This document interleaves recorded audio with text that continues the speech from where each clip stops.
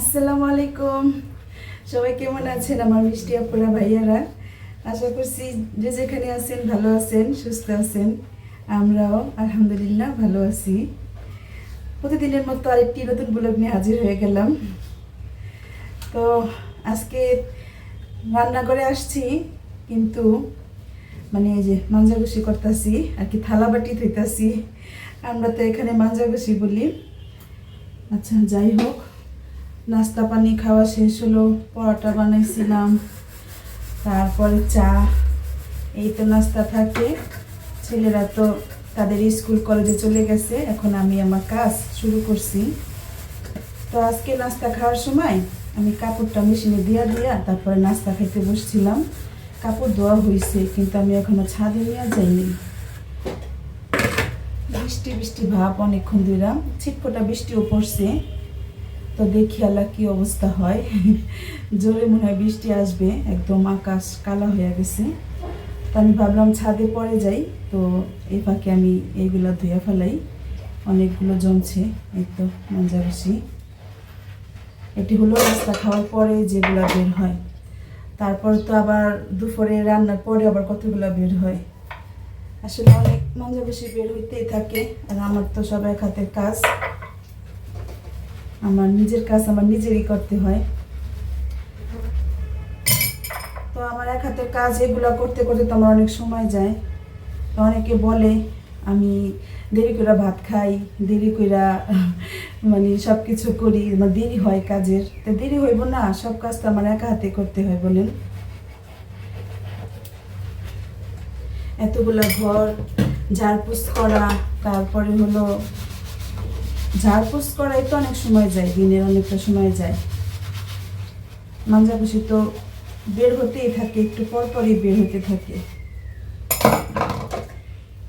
তো যাই হোক, যারা বলে তাদের কাজ সব বুয়া করে দেওয়া যায়, বুঝছেন। আর আরামে খাই তো আর কি, বুঝে না। এরকম কাজ করুক আমার মতো, তাইলে বুঝবো। আমার ঘরের কাজ আমি করি, দেরি হয় না, জলদি এটা কার কি বলেন। তারপরে শান্তি নেই, মানুষের কথার ভিত্তি আমার পড়তেই হইব। এই আসি ভালো মন্দ মিলাই আর কি, এভাবেই চলে দিন। তো আমি আপনাদের সাথে কথা বলতে বলতে সব তো শুরু করে দিলাম। তো কে কোথা থেকে আমার ভিডিওটি দেখতেছেন কমেন্ট করে জানাবেন।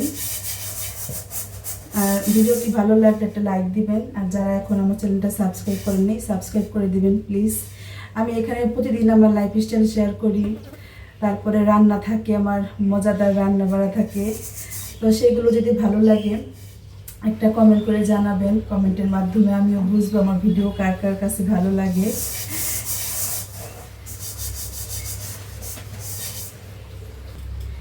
আমি সব মাঞ্জাগুষি শেষ করে এখন কি রান্না করব সেগুলো সব রেডি করতেছি আর কি। ভাতটা আমি রাইস কুকারে দিয়ে দিছি, মানে ভাত হয়ে গেছে আর কি। এখন কি রান্না করব সেগুলো সব রেডি করে নিচ্ছি। আমি এখন পেঁপেটা ছেলে নিচ্ছি। এই তো পেঁপেটা আজকে ভর্তা বানাবো। তো পেঁপেটা একবার চাইছিলাম ভাজি করি, আবার ভাবলাম যে থাক ভর্তাই করি। ভাজিটা তেমনটা পছন্দ করে না ছেলেরা, পেঁপে ভাজিটা, ভর্তাটা অনেক পছন্দ করবে। তাই পেঁপেটা ভর্তা করব। আর হলো নামাইলাম এই তো চিংড়ি মাছ, এই চিংড়ি মাছ আজকে ভুনা করব। আর দেখি ডাল যদি লাগে রান্না করব, আর না হলে নাই। তো আজকে রান্না থাকবে। পেঁপেটা আমি আগে ছিলে কেটে ধুয়ে তারপরে সেদ্ধ বসাবো। আমি যে পেঁপেগুলো কেটে ধুয়ে এখন এটা সেদ্ধ বসিয়ে দিব। আর সেদ্ধটা আমি রাইস কুকারে বসাবো।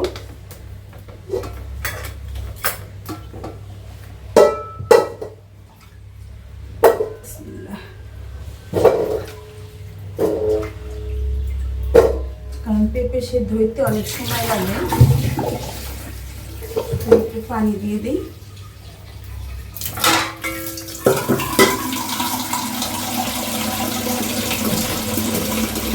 আমি তো রাইস কুকারে ভাত পাচ্ছি। দেখেন এখন আমি রাইস কুকারে ভাতটা বসাই দিই। এখন পানি দিয়ে দিই।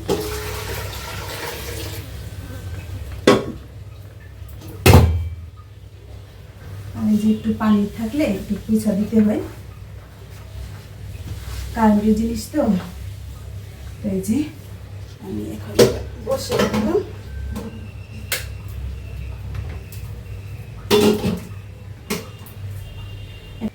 রাইস কুকারে পেঁপে সেদ্ধ বসাই দিলাম, ভাতটা আমি টেবিলে রেখে আসি।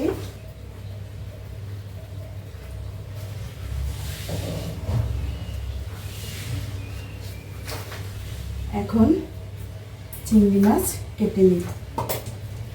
বড় বড় চিংড়ি তো বটি দিয়ে কাটি।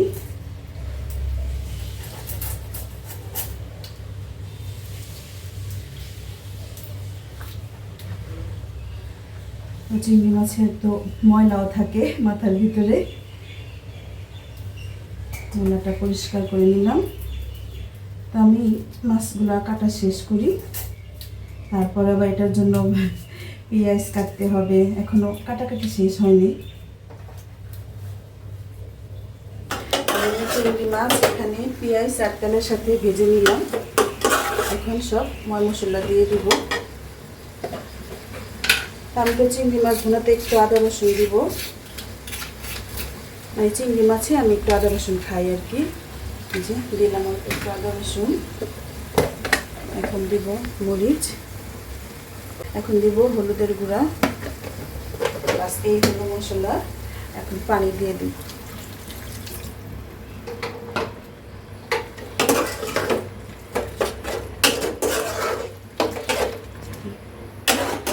চিংড়ি মাছ ভুনা করতে আসলে বেশি মশলা কিন্তু লাগে না। আমি যেভাবে করি অল্প মশলাতে আমি বেশিরভাগ সব জিনিস খাওয়ার চেষ্টা করি। আপনারা তো দেখেন আমার রান্না।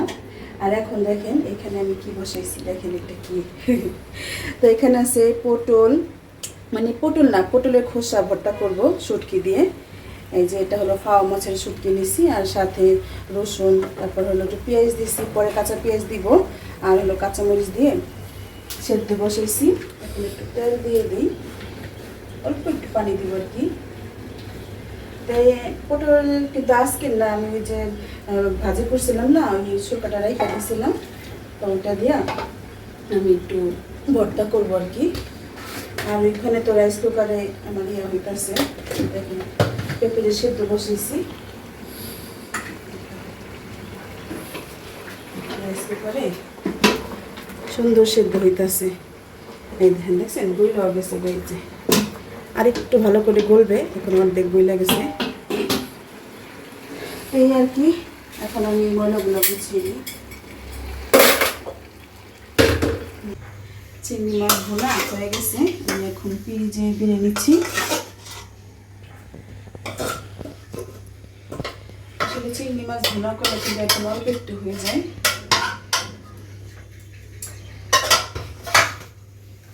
তো এই হলো চিংড়ি মাছ ভোনা।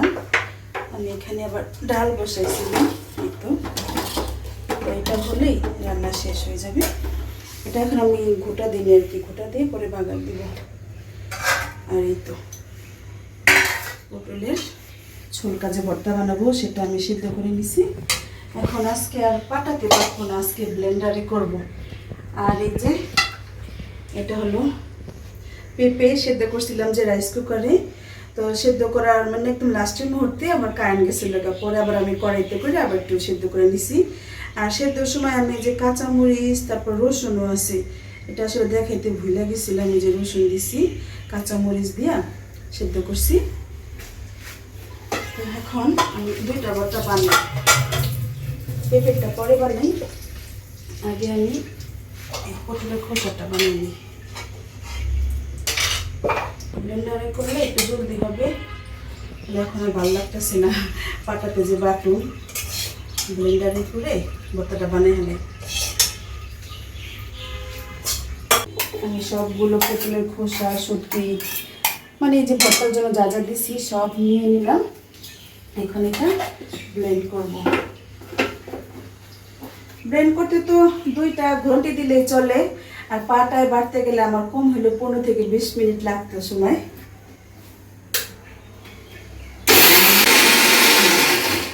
হয়ে গেল ভর্তা বানানো, দেখেন। এখন আমি ঢেলে দিই।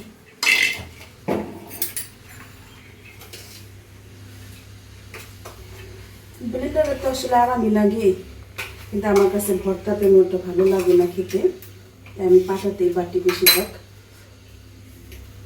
মোটামুটি হয়েছে।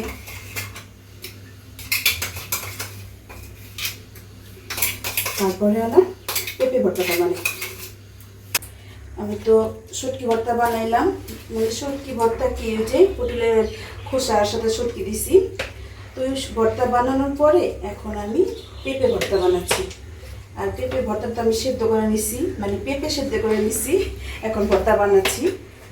তো আমি গ্লাসের সাহায্যে এই পেঁপেগুলো ভালো করে এখন ম্যাশ করে নিচ্ছি, মানে যেভাবে আলু ভর্তা বানাই সেভাবেই বানাচ্ছি। আর হলো আমি তো এটার সাথে 2-1টা কাঁচামরিচ দিছি আর সেদ্ধতে, আর রসুন দিছি বললামই তো, এই তো রসুনগুলো। তো এখন আমি এই যে কাঁচা পেঁয়াজ আর হলো কাঁচামরিচ আর এই যে সরিষার তেল দিয়ে হাতে ডলে নিব।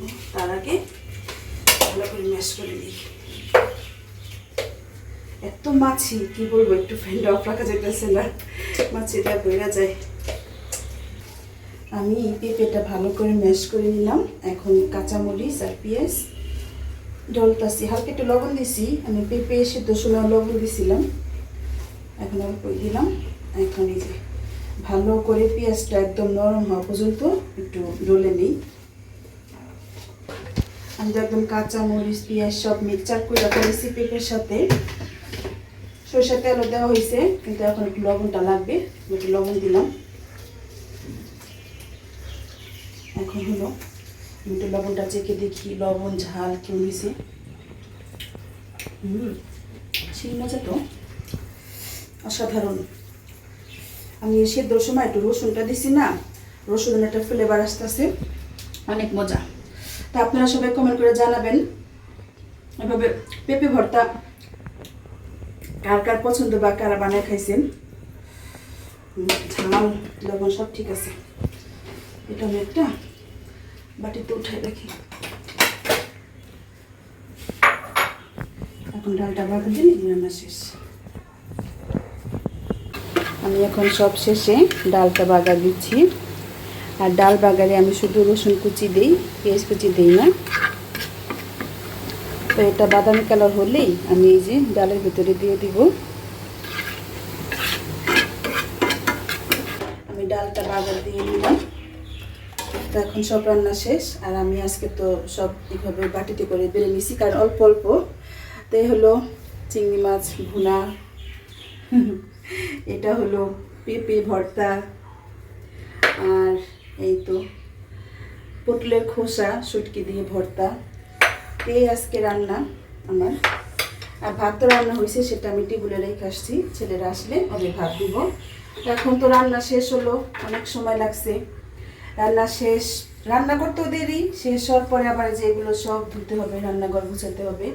হ্যাঁ, তো এটা করতে অনেকক্ষণ সময় যাবে। এভাবে আসলে আমাদের মানে দিন পার হয় কাজ কাম করতে করতে। তো আমি এখন ভিডিও এখান থেকে বিদায় নিব, আর মানে ভিডিও বড় করব না। ঠিক আছে আপুরা, আপনারা মানে একটু কষ্ট করে দেখে নেবেন আজকের ভিডিওটি। আর যারা এই পর্যন্ত কষ্ট করে আমার ভিডিওটি দেখছেন তাদেরকে জানাচ্ছি অনেক অনেক ধন্যবাদ। প্রতিদিনই আপনারা আসলে আমার ভিডিও দেখেন, সুন্দর সুন্দর কমেন্ট করেন, আমি তো কমেন্টের উত্তর দিই। অনেক ভালো লাগে আমার কাছে কমেন্ট পড়তে, কমেন্টের উত্তর দিতে। তো এইভাবে আপনারা সবাই আমার সাথে থাকবেন, এইভাবে আমার কী বলে ভিডিওগুলো দেখে লাইক কমেন্ট শেয়ার করবেন।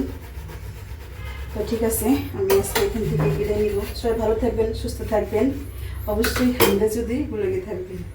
আল্লাহ হাফেজ।